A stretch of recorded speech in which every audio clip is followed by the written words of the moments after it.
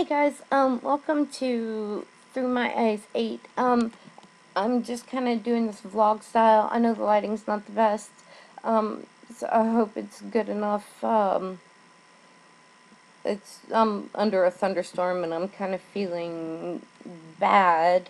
I'm still having some complications from the last brain surgery I had. But I was actually planning on talking to you guys, about what it's like to crochet being legally blind today. I was planning on filming this a while back, but like I said, I haven't been filming well. And I was going to show you what it's like, and I will in an upcoming episode. But right now, I kind of want to start over, start over at the beginning. As you know, I'm legally blind. My vision is 2400. But and I've talked about that, but I've talked very little about how I actually became blind. And I realized after the last episode that I've shown you what it's like to see through my eyes, but I haven't. I've only touched on how I actually got this way, so I'm going to tell you about pseudotumor cerebri and what it's like to live with it. First things first, though, I have to get this out the way because it's going to be a serious issue, and I don't want you sitting there thinking about this the whole time, so here you go. Fake. It might be a tumor. It's not a tumor. Okay, now that that's out the way, trust me, it was in my head, too. But now that that's out the way, let me tell you about how all this happened. It started out as a bad headache. I started getting headaches, bad headaches, and they started coming more and more frequently, and then I had a headache all the time. It almost never let up, even a little bit, and so I eventually sought medical help for the head pain, and the whole time all I could think was that I was dying, that I must have a tumor, and that I was going to die. And what's funny is that the whole time I'm thinking this, that I'm gonna die, the people around me thought for some reason that I was faking to get attention or something. I'm not sure. But they thought that I was actually faking, and so I had to do it alone. And that was rough. But after some initial tests, the doctors told me that I was having migraine headaches. And I was so relieved that it was not a tumor. And I wasn't going to die. I felt like I dodged a bullet. And I could believe that it was migraines because these were the worst headaches I had ever experienced. And having had migraines before, you know, I thought maybe I was having a cluster migraine because of the severity. But none of the medication they prescribed to me ever worked. And I still had a headache constantly. And plus, by this time, my vision started getting blurry, first getting bad, then worse. I always had very good vision and actually owned and operated a graphic design business at the time. I worked freelance, and in order to do that kind of art, you really have to have detail. And I was starting to not be able to see detail. I started to think that they must have missed something on the test, and then I started to worry again that I was dying. But after a lot of doctor visits and many, many trips to several different emergency rooms, one night I got lucky at Womack Army Medical Center emergency room. And I was lucky in the sense that one of the emergency doctors or emergency technicians at night had actually seen one case like mine during his internship or training. and knew what test to run in order to determine if I did, in fact, have what he suspected.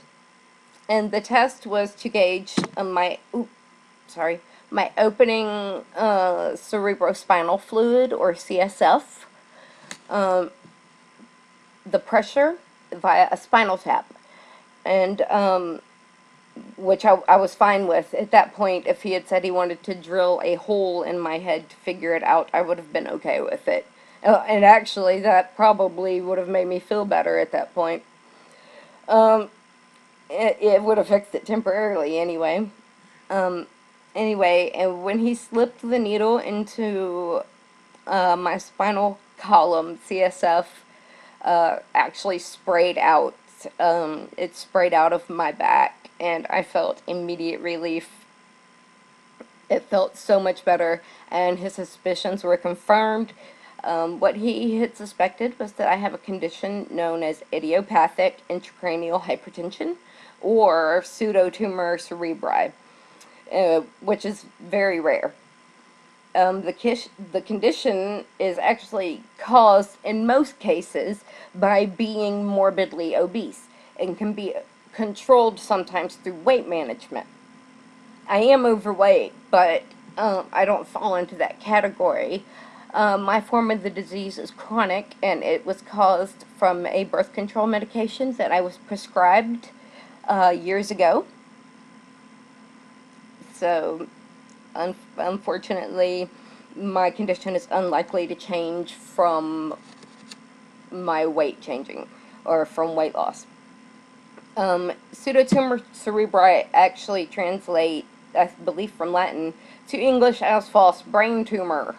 And that's exactly what it's like to have the condition. It's exactly like having a brain tumor. You get all the symptoms. What happens is your body makes too much spinal fluid, too much CSF, and the excess fluid has nowhere to go because it's contained in your spinal column and your skull. It's what cushions your brain from, being pressed up against the hard bone. But, and it doesn't have anywhere to go, so it starts crushing your brain in, just like a large tumor would. And the pressure and the pain is so bad. It's, I can't even, I don't know words to describe it. The pain in your head and your eyes is just awful. It's unbearable. And it's just like having a large brain tumor, but you live.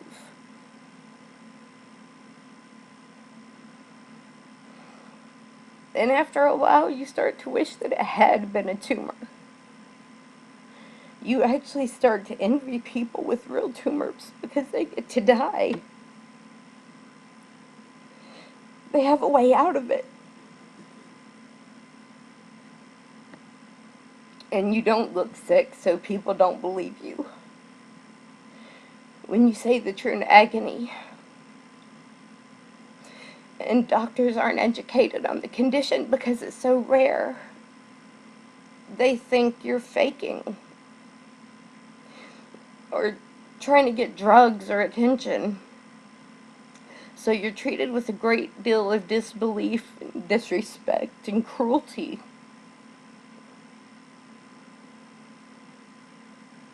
And then you go blind.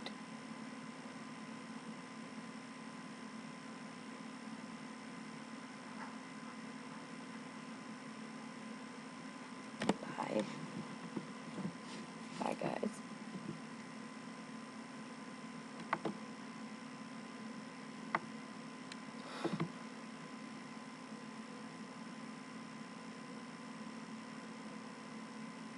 We'll, we'll talk, maybe in the next episode a little more. We'll talk about how they treat the condition, if you want some more information on it. Um, I am working with on an episode about how to recover from brain surgery with Miss Gina Turner. You know, she's a very talented and beautiful musician.